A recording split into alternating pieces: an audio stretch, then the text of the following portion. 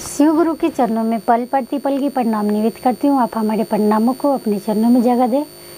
शक्ति स्वरूपा माता भवानी मैया पार्वती के चरणों में पल प्रतिपल की प्रणाम निवेदित करती हूँ। आप हमारे प्रणामों को अपने चरणों में जगह दें। गौरी पुत्र गणेश कार्तिकेय स्वामी धरती माता एवं सर्व देवी देवता के चरणों में पल प्रतिपल की प्रणाम निवेदित करती हूँ। आप हमारे प्रणामों को अपने चरणों में जगह दें। हरिंदर भैया लीलम दीदी को प्रणाम करती हूँ। आप हमारे प्रणामों को अपने चरणों में जगह दें। जितने भी गुरु भाई बहन हैं सभी के चरणों में प्रणाम करती हूँ। आप मेरे प्रणामों को अपने चरणों में जगह दें। 3 सूत्र के पालन करती हूँ। पहला सूत्र में दया, दूसरा सूत्र में चर्चा, तीसरा सूत्र में 108 द्वारा अपने गुरु के चरणों में प्रणाम करती हूँ। हर हर हे महादेव, दया करी हे गुरुदेव, हम सभी के दाता गुरु महादेव शंभे गुरुवे नमः। मैं शिव गुरु की चर्चा करने जा रही हूँ, कथा कहने जा रही हूँ। इसे आप ध्यान पूर्वक सुने और पूरा सुने। कितने गुरु भाई बहन कहते हैं कि बहता नदी का पानी, जो बहता नदी का पानी होता है वो आकर के छलक कर चला जाता है, और जो जमा हुआ नदी का पानी होता है वो स्थिर होता है। लेकिन नहीं, ये कहना गलत है। किसी समय में एक मछली थी और उसमें बहुत सारी मछली थी और उसकी पानी सूखने लगी। सूखते सूखते वह पानी थोड़ा सा हो गया। थोड़ा सा होने के बाद उसमें की मछलियाँ छटपटाने लगी कि मुझे पानी चाहिए, मुझे पानी चाहिए। ऐसे करते करते उसमें कीड़े मकोड़े होने लगे और जंगल बहुत सारा हो गया। उसके बाद से उस मछलियों में घाव होने लगा और वो छटपटाने लगा और कहने लगा, पता नहीं कि हम लोग जी पाएंगे कि नहीं जी पाएंगे, हो सकता है कहीं हम मर जाएंगे। ऐसा क्या कोई इंसान नहीं है या ऐसा कोई है कि नहीं जो मुझ पे दया करे। उसने कहा। ऐसा ही करते करते उस नदी के किनारे एक साधु बाबा आए और बोले, उस मछलियों को छटपटाता देख करके बोले कि मछली इतने बेचैन क्यों हो, क्यों व्याकुल हो। बाबा मैं बहुत बेचैन हो गया हूँ क्योंकि इसकी तो पानी में बहुत सारे कीड़े मकोड़े और जंगल हो गए हैं। हम लोग मरने लगे हैं, छटपटाने लगे हैं, मुझ में तो घाव निकल गया हुआ। क्या कोई ऐसी शक्ति है कि जो मुझ पे दया करेगा। तो साधु बाबा ने कहा कि एक शक्ति है जिनका नाम शिव है। तुम शिव जी को अपना गुरु बना लो, शिव जी से दया मांगो, वो तुम्हारी इच्छा को पूर्ण करेंगे और फिर से तुम निर्मल हो जाओगी। ने कहा कि बाबा कैसे। तो बाबा ने कहा साधारण से उनके 3 उपाय हैं। पहला में दया मांगना, और दूसरे में चर्चा करना, और तीसरे में नमः शिवाय का जप। तो तुम क्या करना कि पहले में दया मांगना और कहना कि हे शिव गुरु हम पे दया करो, और जितने भी मछलियाँ हैं सभी पे दया करो, तुम्हें स्वयं दया मिल जाएगी। दूसरा में कहो कि हमने शिव को गुरु बनाए हैं तो हम पे दया हो गया, तुम लोग भी शिव को गुरु बना के देखो, तुम पे भी दया हो जाएंगे। और तीसरा में कहे कि अपने भोलेनाथ को ध्यान में रखते हुए अपनी सुविधा के अनुसार नमः शिवाय से उनको प्रणाम करें। मछली खुशी हो गई और कही, हे बाबा धन्यवाद, आपने मुझे रास्ता दिखाया, मैं आपके कहे हुए रास्ते पे ही चलूँगी। और इतना कह करके मछली पानी में फिर से चली गई और बाबा वहाँ से अंतर्यान हो गए।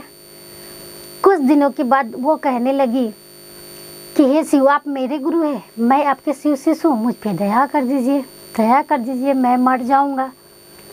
भगवान भोलेनाथ और माता पार्वती आपस में विचार करने लगे और कहने लगे कि एक मछली आपको गुरु बनाई है और वो आपको इतना पुकार कर रही है, हे भोले बाबा अपने नेत्र खोलिए और उस पर दया बरसाइए।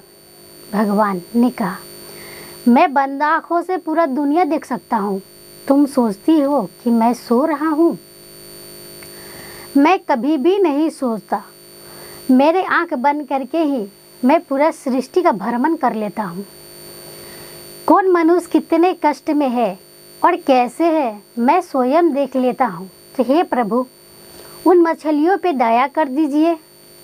भगवान की कृपा हुई और माता की आदेश हुआ। भगवान भोलेनाथ ने रातों रात इतने बारिश कर दिए कि उस पानी का जितना भी गंदगी था, जिसको जंगल थे, वो सारे दह गए पानी में। पानी एकदम कंचन हो गए, उसमें की मछलियों की बीमारी भी ठीक हो गई। और वो भगवान को मन ही मन कहने लगी कि हे भगवान भोलेनाथ, आपने मुझ पे दया किए हैं, मैं आपका ये एहसानमंद हूँ और जीवन भर अब जब तक जीऊँगी आपके चरणों में ही रहूँगी। मुझे ऐसे ही वरदान दीजिएगा प्रभु, कहने लगी। तभी एक मछली ने कहा, हमें तो भोले बाबा ने दया कर दिया, लेकिन हमने तो आज तक शिव जी को देखे ही नहीं। तभी एक मछली ने कहा कि भगवान जी जब हम पे दया किए हैं तो स्वयं दर्शन भी अवश्य देंगे। ऐसा ही करके वो मछली भगवान से दया मांगती और कहती, हे भगवान जी, आप मुझे एक बार दर्शन दे देंगे तो मेरा जीवन धन्य हो जाएगा। ऐसे कहते कहते कुछ दिन तक व्यतीत हो गया, सालों बीत गए, फिर भी भगवान भोलेनाथ ने दर्शन नहीं दिया। तभी मछली ने कहा, हे भोलेनाथ, ये मेरी परीक्षा है क्या? आप जितना भी मुझसे परीक्षा लेंगे मैं आपको परीक्षा देने के लिए तैयार हूँ, पर मुझे आपका दर्शन तो चाहिए ही चाहिए।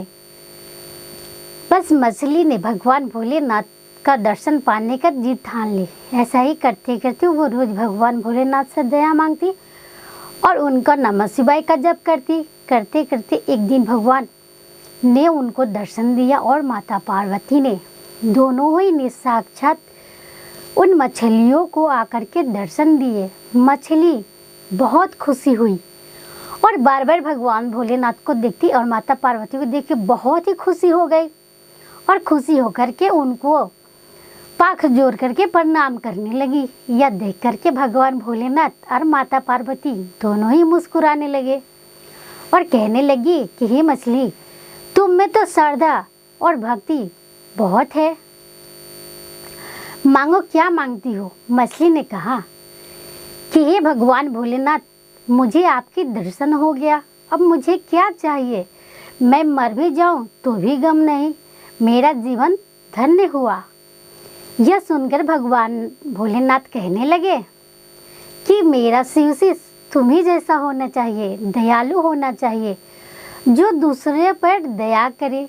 जैसे तुम मछली होकर के भी तुम में स्वार्थ नहीं है। ऐसा कह करके भगवान भोलेनाथ ने उन्हें तथास्तु कर करके आशीर्वाद देते हुए वो अंतर्यान हो गए। मछलियों ने बहुत खुशी पूर्वक से उस जल में रहने लगी। इसलिए आप लोग से कहती हूँ कि कभी भी जमे हुए पानी का भरोसा ना करें, उसमें कीड़े मकोड़े हो जाते हैं, लेकिन जो पानी बहता हुआ है वो आपको कुछ न कुछ सिखला करके ही जाता है। इसलिए बहता पानी ही सही होता है। हर हर हे महादेव, दया करिए गुरुदेव, हम सभी के दाता गुरु महादेव शंभे गुरु नमः।